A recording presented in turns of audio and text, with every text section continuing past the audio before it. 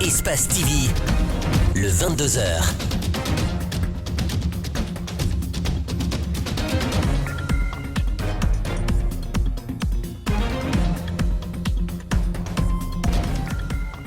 Mesdames et messieurs, bonsoir. Merci de nous préférer. Bienvenue dans cette édition d'information dont voici les principaux titres.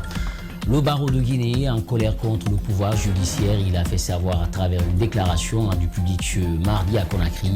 Ses avocats dénoncent ce qu'ils appellent l'émission de l'exécutif dans le judiciaire, cela à travers l'annulation du régime de semi-liberté accordé à Abdoulaye Ba par le directeur national de l'administration pénitentiaire.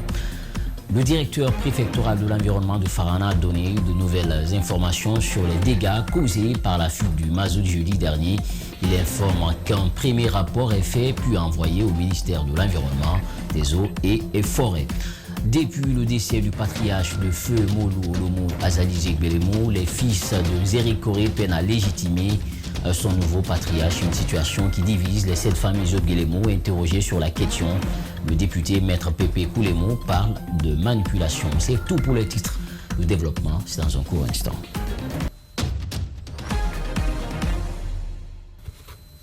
Pour une fois encore, bonsoir. Merci de nous joindre dans cette édition d'information. Pour commencer, les autorités communales de Matoto, avec le concours du Conseil national des organisations de la société civile guinéenne, CNOX, ont démarré ce mercredi une opération de sensibilisation et de distribution des bavettes aux citoyens dans la dite commune. Cette démarche fait suite aux mesures prises par les pouvoirs publics sur le port obligatoire par les citoyens des masques protecteurs. Suivez.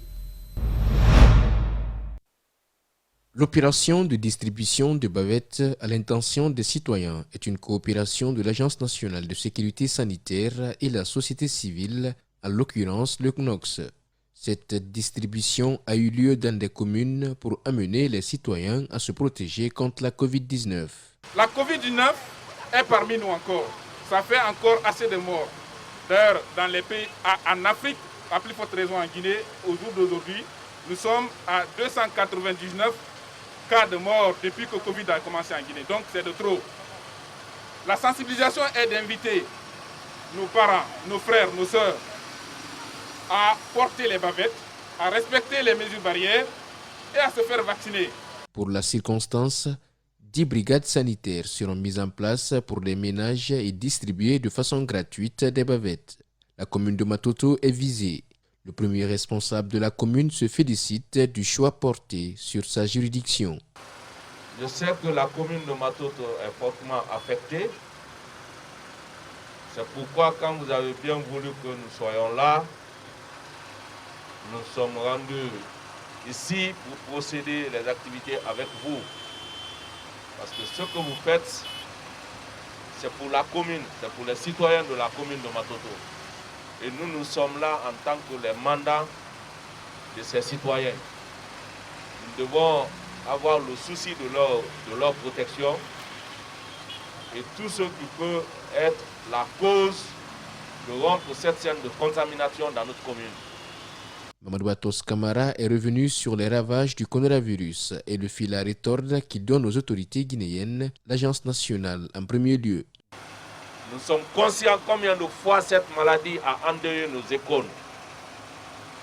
Surtout économiquement, ce que ça fait au pays. Donc, ça doit être le souci de tout le monde, tous les citoyens, et faire en sorte que les acteurs qui se battent nuit et jour soient accompagnés. Koya, Dubreka et d'autres villes du pays sont aussi concernées par ce programme qui vise à lutter contre la Covid-19.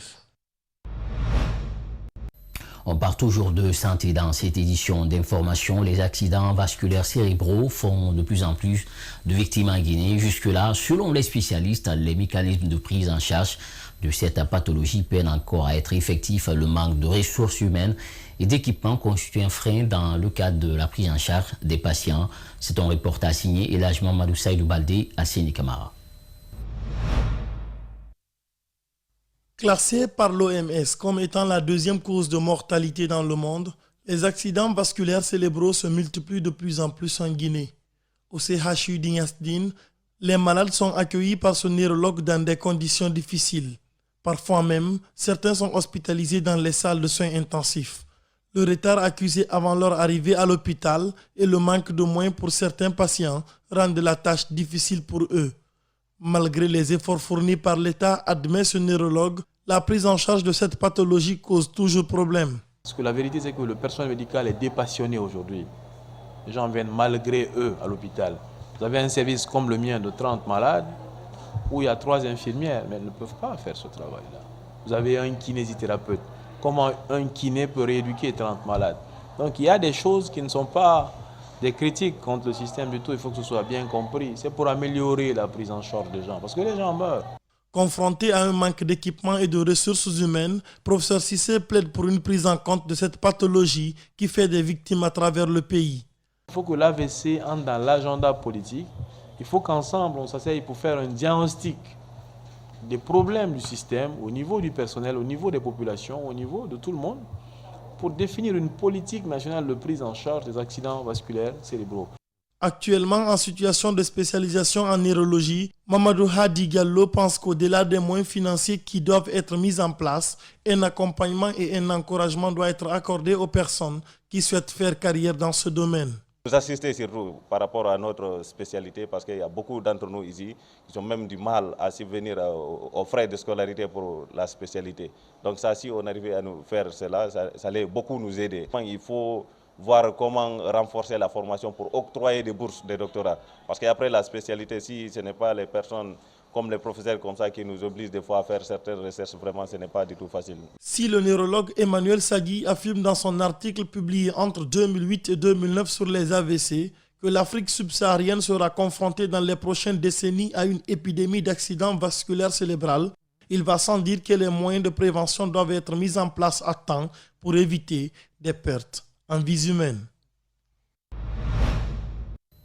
Je vous le disais dans les titres, depuis le décès du patriarche Feu Molou Olomu Azali Zegbelemu, les fils de Zéré Koré peinent à légitimer son nouveau patriarche.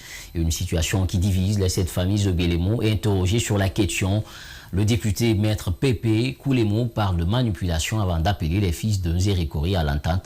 Fatoumata Bintabari pour plus de précisions. Cette affaire remonte en décembre 2020, juste après le décès du patriarche Feu Molo Olomu Azali Zegbelemu le 2 décembre 2020. L'officier de police à la retraite, Lambert Goïkoya Zegbelemu, est désigné patriarche le lendemain de l'enterrement du défunt. C'était à l'occasion d'une réunion organisée par les 7 familles Zegbelemu. Les jours qui ont suivi, une discordance s'est déclenchée. Azali Zegbelemu était là pour des mesures temporaires, pour des mesures provisoires. Parce qu'en réalité, il y avait un malentendu auparavant entre le doyen Sekou et Sidiki, qui était le fils de Feu Sidiki, qui était le fils de Feu Amaranoke. C'est pourquoi on avait confié cette céphérie traditionnelle au doyen Azali Zegbelemu. À son décès, la famille s'est retrouvée pour désigner effectivement monsieur Lambert Zegbelemu comme le patriarche des Zéré Koré. Il a été intronisé, installé dans son fauteuil de patriarche. Par conséquent, moi je considère que c'est celui-là qui doit recevoir tous les honneurs dus à son rang de patriarche. D'après l'honorable Pépé Koulemou, cette chefferie traditionnelle n'a rien à voir avec la politique. Du coup, une manipulation politique est tout simplement inconcevable, regrettant de passage les tensions entre les fils de Zéré Koré. Le patriarche n'est pas nommé par un décret, ni par un arrêté, ni par une décision municipale. Par conséquent, ni le préfet, ni le gouverneur, ni le maire ne doivent se mêler de sa désignation.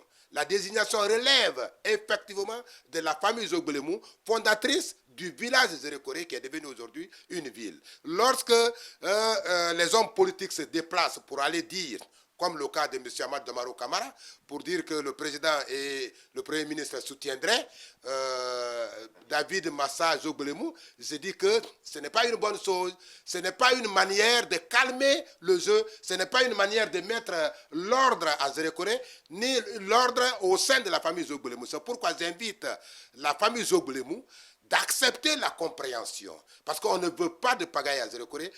Faut-il préciser que la chefferie traditionnelle est très différente des coordinations régionales? Très malheureusement, les politiques ont réussi à infiltrer et à infecter toutes les organisations sociales du pays.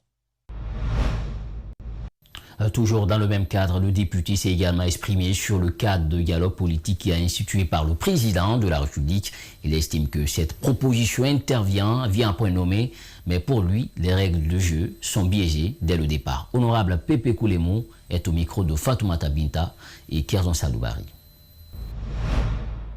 Qu'il soit bien ou mal élu, dès lors qu'il a été désigné, qu'il a été déclaré comme vainqueur des élections présidentielles passées, Monsieur le Président de la République de Guinée s'appelle Monsieur Alpha Condé. Par conséquent, que vous le reconnaissiez ou pas, il en est le président. Et il doit avoir le dos large. Il doit accepter faire appel à tous les acteurs politiques que nous sommes, à l'effet de nous retrouver pour définir ce cadre de dialogue. Pour que ce cadre de dialogue soit inclusif. On ne peut pas dire la majorité présidentielle à 2 et l'opposition à 2 parlementaires et extra-parlementaires,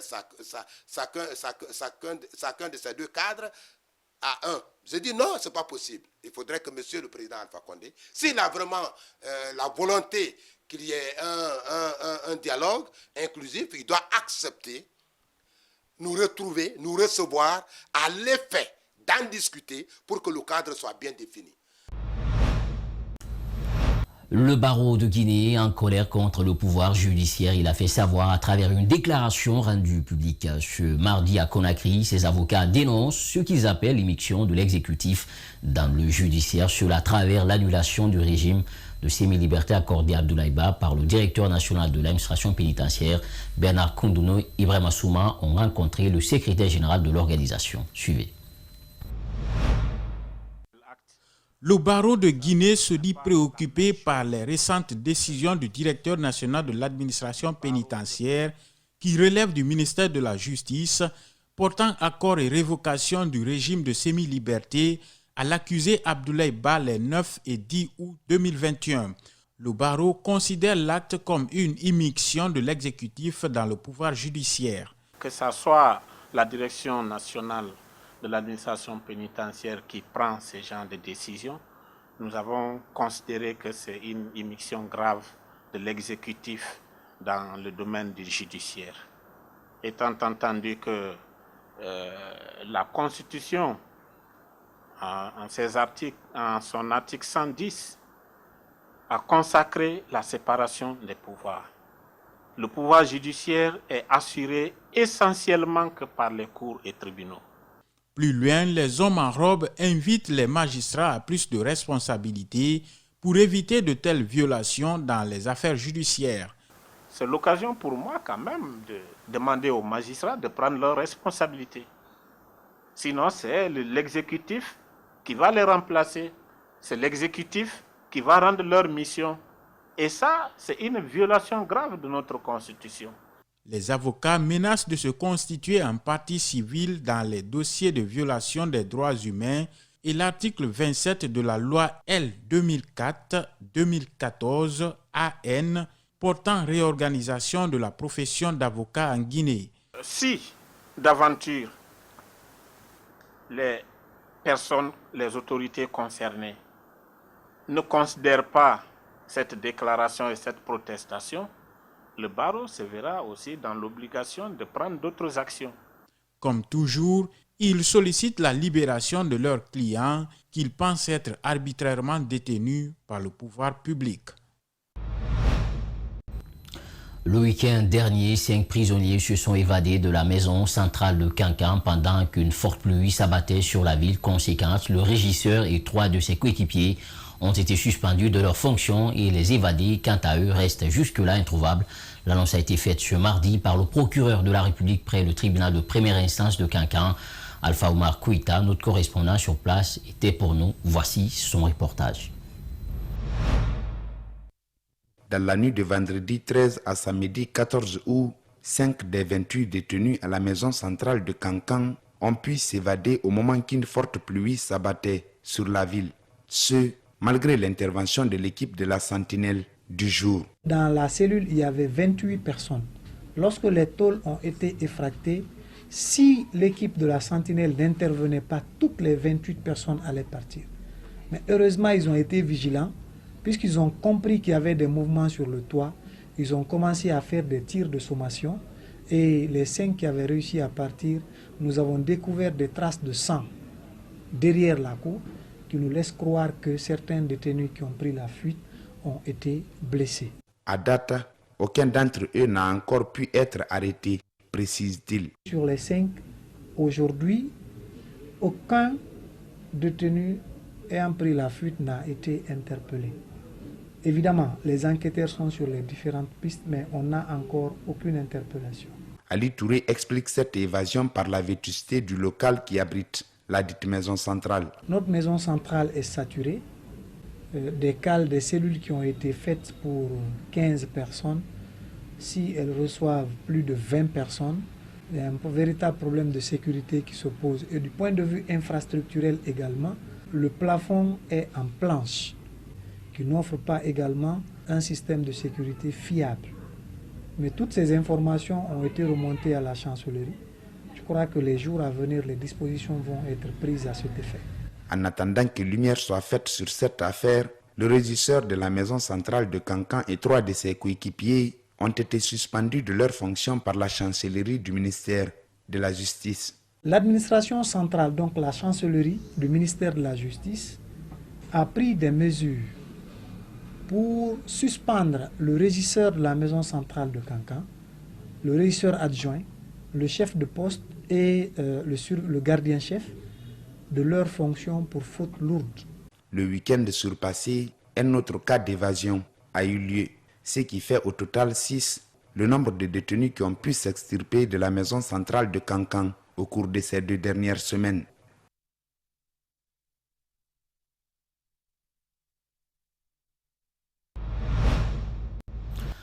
Ali Touré annonce par ailleurs la saisie d'une importante quantité d'objets dans les cellules des prisonniers au moment de la fouille systématique de tous les locaux de la maison centrale.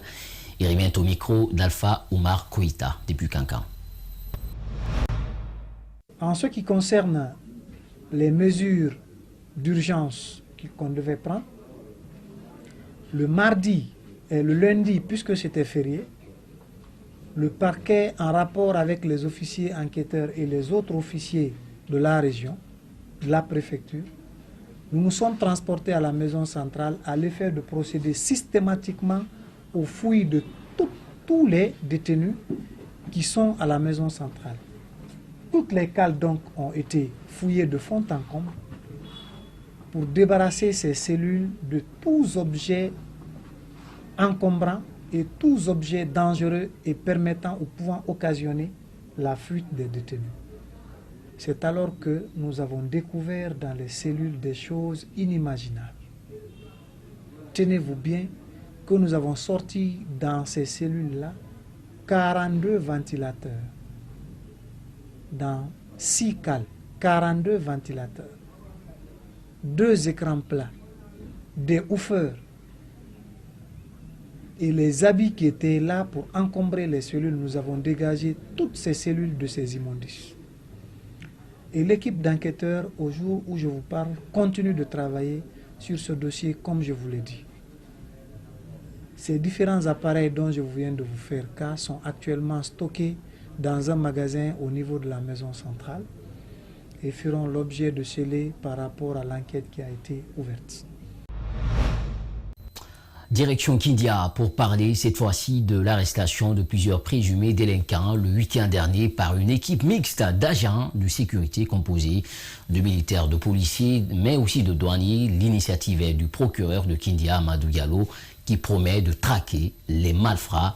Ces présumés délinquants, au nombre de 80, ont été présentés à la presse ce mardi dans la cour du tribunal de première instance de Kindia, en présence de plusieurs autorités militaires. Reportage Aboubakar Silla. Ces présumés délinquants ont été interpellés à travers la ville lors d'une opération de ratissage initiée par le procureur de la République près du tribunal de première instance de Kindia. Ils sont poursuivis pour détention illégale d'armes à feu et la consommation des produits prohibés, notamment du chanvre indien. Ces présumés délinquants ont été présentés ce mardi à la presse dans la cour du TPI de Kindia en présence de plusieurs autorités militaires. Je vais lancer un appel à la jeunesse guinéenne en général et à la jeunesse de la Basse-Côte en particulier. Je sais qu'ils sont conscients de leur responsabilité historique, celle d'assurer la relève de ce pays. Mais on ne peut pas prétendre assurer la relève dans les vices, premièrement dans les bouteilles d'alcool, dans les stupéfiants. Au total, plus de 80 présumés délinquants ont été arrêtés par une équipe mixte d'agents de sécurité composée de militaires, de gendarmes, de policiers, de douanes et d'éco-gardes. À la question de savoir comment cette opération de ratissage s'est déroulée, le procureur de Kindia répond. Au cours des opérations de ratissage, il s'est agi de recenser d'abord des sanctuaires, des sites qui abritent des délinquants consommant l'alcool, les bières, les mauvais liqueurs, du chanvre indien et même des comprimés tels que le tramadol, le bleu-blé et du Valium. Devant les présumés délinquants, le procureur Amadou Diallo s'est montré ferme sur la question liée à la traque des malfrats. J'ai toujours été courtois en leur parlant, mais ferme. Et c'est cette fermeté qui va caractériser le procès. C'est clair, les peines seront lourdes et j'en appelle à l'esprit patriotique des magistrats du siège de Kindia. Il faut que les peines soient des peines dissuasives, exemplaires. Selon Amadou Diallo, aujourd'hui à Kindia, les paisibles citoyens ne vivent pas de la quiétude sociale, car partout, ils sont terrorisés par les délinquants qui y règnent à maître et seigneur absolu. On vous attaque. Ils ont voulu créer une autorité parallèle à Kindia. Comme si les autorités de Kindia avaient démissionné face à leurs responsabilités que l'État leur a confiées. Mais c'est mal connaître une autorité publique. Au-delà de cette prouesse, les initiateurs de ces opérations de ratissage, notamment le procureur, promettent de continuer la bataille afin d'instaurer la quiétude sociale dans la cité. Restons toujours à Kindia pour parler cette fois-ci de la restauration de couverts végétal en vue d'éviter à la longue le réchauffement climatique. Se poursuit de la plus belle des manières à Kindia. Ce mardi, les autorités communales, à travers le projet de déploiement de politique publique de l'eau potable à Kindia et dans plusieurs communes guinéennes, ont procédé au reboisement de la tête de source du cours d'eau de Koukou dans la commune urbaine. La cérémonie a été présidée par le secrétaire général chargé des collectivités décentralisées de Kindia. Reportage toujours avec Aboubakar Sida. Conscientes du danger que représente la déforestation qui occasionne le changement climatique, les autorités communales de Kindia, à travers le projet de déploiement de politique publique de l'eau potable à Kindia et dans plusieurs communes guinéennes, ont procédé ce mardi à la tête de source de Koukou à une activité de reboisement pour instaurer le couvert végétal. Une activité de reboisement qui a connu la participation de plusieurs autorités locales. Dégradation de l'environnement, le déboisement à tout point de vue de l'atmosphère de notre pays. Ça, c'est dans toutes les préfectures. Ce projet qui a pour objectif de contribuer à l'appropriation par les communes guinéennes de leurs compétences transférées en matière d'accès à l'eau potable, qui est une initiative des autorités communales de Kindia, est cofinancé par Nantes Métropole, le ministère français de l'Europe et des Affaires étrangères. Dans la mise en œuvre de ce projet, il y a plusieurs actions qui sont planifiées. Alors, au niveau de l'activité d'opportunité et d'urgence, nous avons prévu de réhabiliter les points d'eau relevant du parc de l'ACA, donc qui dispose aujourd'hui 25 points d'eau, parmi lesquels la source d'eau de Koukou. Tête de source de Koukou, parmi les autres têtes de source, est complètement dégradée. Parlant du choix du site pour cette activité de reboisement, le directeur préfectoral de l'environnement de Kindia nous parle de ce marigot qui est aujourd'hui dégradé à cause des actions anthropiques de l'homme. Koukou a 40 et quelques hectares. 40 et quelques hectares. À Koukou ici, il y a 8 têtes de source qui ravitaillaient tout Kindia. 8 têtes de source. Mais à l'heure où nous en sommes, difficilement 2 têtes de source fonctionnent. Au total, plus de 2000 jeunes plants ont été reboisés par les membres de l'ONG Soutien à la formation en Guinée qui ont la charge de gérer cette activité du projet lié au reboisement et le rôle des membres dans ce cas de figure est bien connu. Après le reboisement, on va aussi mettre en place un comité de gestion qui est composé des associations des jeunes des 3 quartiers pour qu'ils veillent au plan que nous avons reboisé. Présent lors de cette cérémonie, le chef de quartier de Tafori Météo, un des bénéficiaires de la dite activité, devant les autorités a exprimé son sentiment de joie à l'endroit des initiateurs du projet. Nous sommes très ravis d'attendre aujourd'hui le reboisement. Donc je lance l'appel pour que on a commencé aujourd'hui. Nous voulons que ça continue. Pour la croissance rapide des jeunes plants reboisés, les initiateurs promettent de mettre en place une commission de suivi composée des jeunes des quartiers qui sont aux alentours du Mali. Le directeur préfectoral de l'environnement de Farana a donné de nouvelles informations sur les dégâts causés par la fuite du mazout jeudi dernier. Il informe qu'un premier rapport est fait puis envoyé au ministère de l'Environnement, des Eaux et Forêts. Le document n'est pas exhaustif car le liquide toxique touche plus de victimes à travers le fleuve Niger et ses affluents. Ibrahima Kamara a été joint au téléphone par Mamoudou Bouleri Diallo. Hier et aujourd'hui, nous étions sur le rapport circonstancié relatif à la pollution par les effluents du mazout PDG à Farana, qu'on a adressé à notre ministre, d'abord à notre inspecteur régional, qui adressera maintenant à notre ministre d'État. C'est pour relater seulement ce qu'on a constaté sur le terrain, les dégâts sur les bas-fonds, l'écoulement du fuel et des effluents dans le fleuve Niger, et les conséquences de ça, nous en avons parlé, pour attirer l'attention de notre ministre. Sans oublier les femmes maraîchères là, les femmes qui font les cultures maraîchères là. Les plaintes ne vont pas se limiter seulement à ceci. Tout le long du fleuve Niger, de Farana jusqu'à Kouroussa, tous les agriculteurs qui vont constater la présence du mazout sur leur domaine, dans leur champ de riz, vont manifester leurs plaintes. La liste des plaignants n'est pas limitée encore. Ils sont sur le terrain. Dans 2 jours, ils vont terminer avec les évaluations de superficie et des dégâts causés par les effluents. Merci, monsieur le directeur préfectoral de l'environnement. On a compris que vous-même êtes victime. Hein? Je suis l'une des victimes, bien sûr. Vous avez perdu quoi? J'ai perdu une grande partie de mon bas-fond repiqué, submergé par les effluents du mazout.